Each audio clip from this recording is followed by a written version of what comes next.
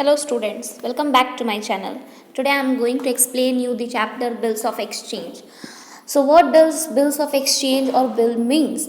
A bill of exchange is an instrument in writing containing an unconditional order signed by the maker directing a certain person to pay a sum of money only to or to the order of a certain person or to the bearer of the instrument. In simple language, we just try to understand the concept of bill is that whenever a firm is going to deal on credit basis, whenever a firm is going to give the goods on credit basis to a person or the other firm, at that time they are going to write a bill.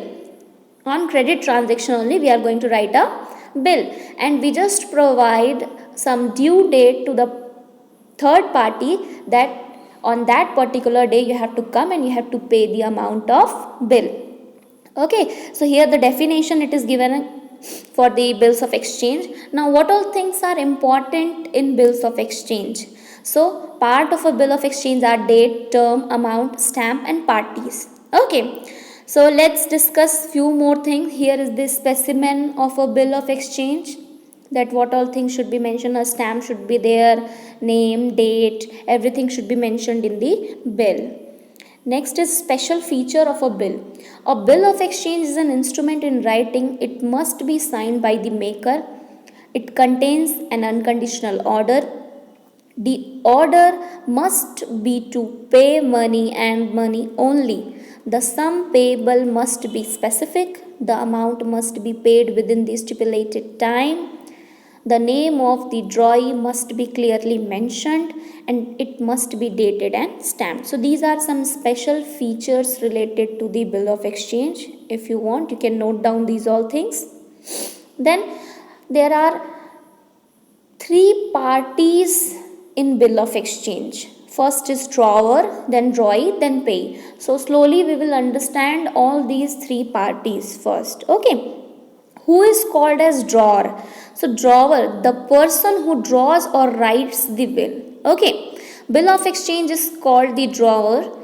The drawer must be the seller or the creditor to whom the money is owing. Okay. So here drawer means the person who is going to write the bill. Suppose take an example that I have sold the goods on credit to the other. I am writing the bill, so I will be the drawer. The seller person, the person who is going to sell the goods on credit basis, so that person is going to write down the bill. The person who writes the bill is called as drawer. They have given a specific name, that is drawer. Next is drawee.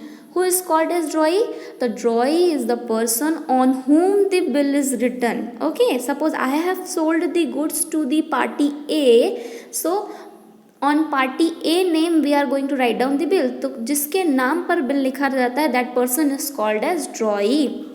He may be the purchaser or debtor who is ordered by the drawee to pay the amount, drawer to pay the amount. Now third party is payee. Don't get confused.